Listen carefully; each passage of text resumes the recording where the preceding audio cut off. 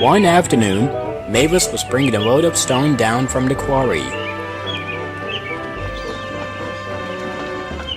But as she entered the village streets, Mavis came upon the roadblock. Caroline, the vintage car, stood awkwardly across the rails. "Get out of my way!" Mavis huffed, drawing to a stop.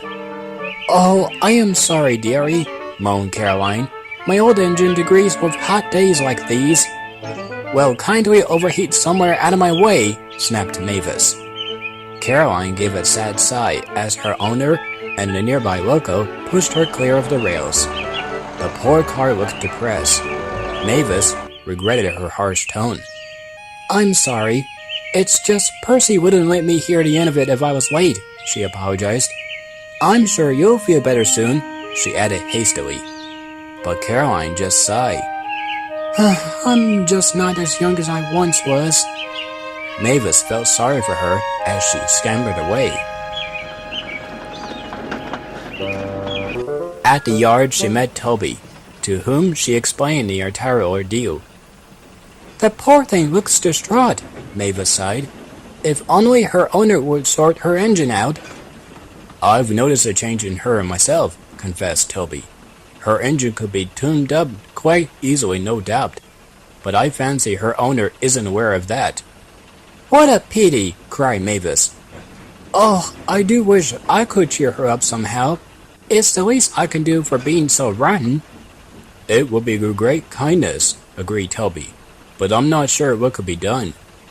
Mavis racked her mind for an answer. "I'm sure I'll think of something," she said, but she couldn't.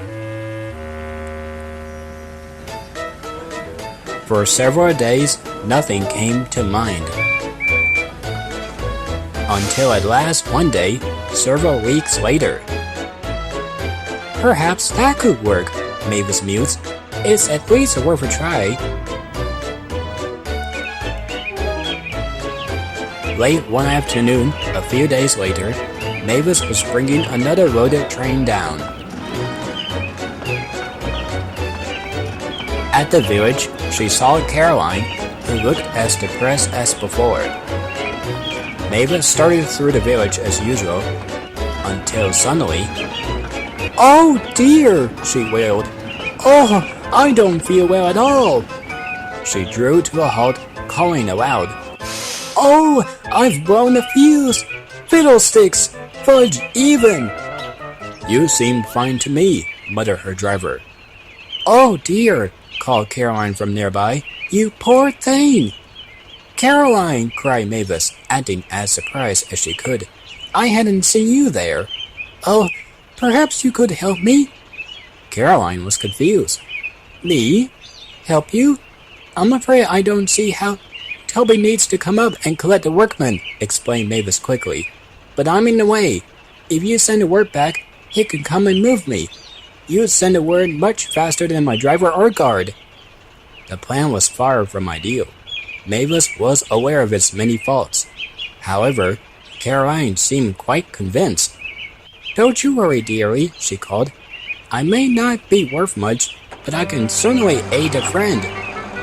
So off Caroline hurried, all the way to the nearby station, where Toby had just arrived.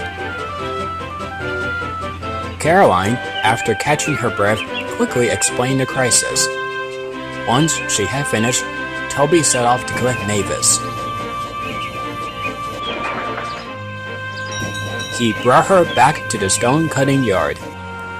Mavis was feeling very pleased with herself. Her plan had worked.